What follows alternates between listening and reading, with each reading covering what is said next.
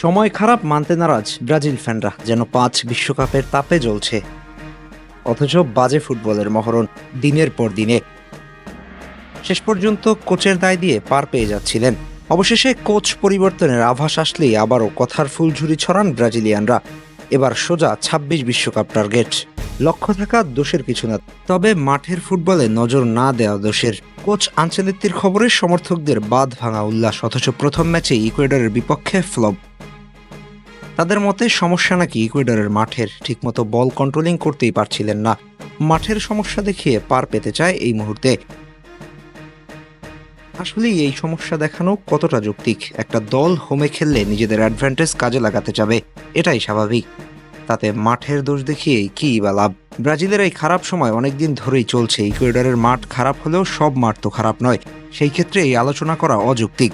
বরং সত্যিকারে ব্রাজিলের উন্নতি চাইলে মাঠের ফুটবলে ফোকাস করা জরুরি। কোচের কাজ হচ্ছে প্ল্যান করা, এক্সিকিউট করার দায়িত্বটা খেলোয়াড়দেরকেই নিতে হবে। সেটা মাঠে গিয়ে কেউ করে দিয়ে আসবে না। শুধু শুধু কোচ কিংবা মাঠের দোষ দিয়ে পার পেয়ে যাওয়ার কোনো উপায় নেই। বরং খেলোয়াড়দের গা ছাড়া ভাব বাদ দিয়ে মাঠের ফুটবলে ফোকাস করা জরুরি। বর্তমান ব্রাজিলের মাঠ একদম অগোছালো, নেই কোনো বল কন্ট্রোলিং, উইংয়ে বল পাঠানোর জো নেই। শুধু নিজেদের হাফে বল নিয়ে দৌড়দৌড়ি করতেই মনোযোগ। এমন চলতে থাকলে ব্রাজিলের ফুটবলের সামনে অপেক্ষা করছে ঘোর অমাবস্যা। এর থেকে বেরিয়ে আসতে হলে ভিনি রাফিনহাদের ক্লাব পারফরমেন্স নয়, বরং জাতীয় দলের জার্সিতে মনোযোগী হতে হবে। আনচেলত্তির দোষ দিয়ে লাভ নেই, আসলে কোনো কোচের দোষ দিয়েই লাভ নেই। ফুটবল একটা টিম গেম, এখানে দলীয় পারফরমেন্স জরুরি।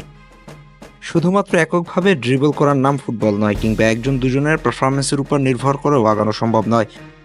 ব্রাজিলকে উচিত আনচেলত্তির উপরে ভরসা রেখে খেলোয়াড়দের পারফরমেন্সের উপর জোর দেওয়া। শুধুমাত্র একজন কোচ কখনো টিম জেতাতে পারে না। এর জন্য বড় নাম হওয়া জরুরি নয়, বরং পারফরমেন্স জরুরি। সবশেষে বলতেই হয়, ব্রাজিলের ফুটবলের ঐতিহ্য বিশাল, কিন্তু সেই ঐতিহ্য বয়ে নিয়ে যাওয়ার জন্য প্রয়োজন মাঠে বাস্তব প্রতিফলন। ইতিহাস দিয়ে ম্যাচ জেতা যায় না, মাঠে খেলে জিততে হয়। তাই বারবার অতীতে ফিরে না তাকিয়ে ভবিষ্যতের দিকে নজর দিতে হবে। আনচেলত্তির কাঁধে ভর করে নতুন করে স্বপ্ন দেখা যেতেই পারে, তবে সেই স্বপ্ন পূরণের জন্য খেলোয়াড়দের এগিয়ে আসতে হবে।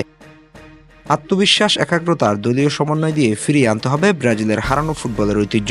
কথা নয়, এবার সময় কাজের। আহমেদ হাসনাইন খান, টিম স্পোর্টস।